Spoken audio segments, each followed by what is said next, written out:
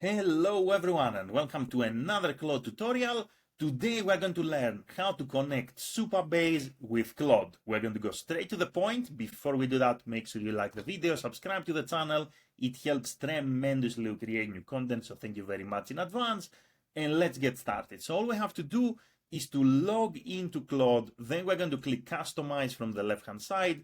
Then we're going to go to Connectors. Then we're going to click the plus symbol and then Browse Connectors. Once we are here, we are going to use the search bar to find Supabase.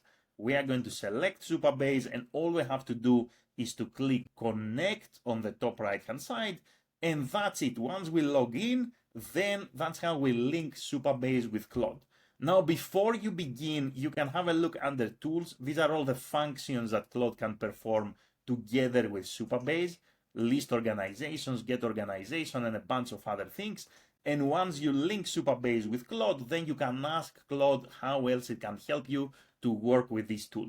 So that's it. That's all for this video. Once again, you click on Customize left-hand side, you go to Connectors, New Connector, Browse Connectors, find Supabase, login, and you are done. That's all. Thank you very much for watching and have an amazing day in any time zone. Bye, everyone.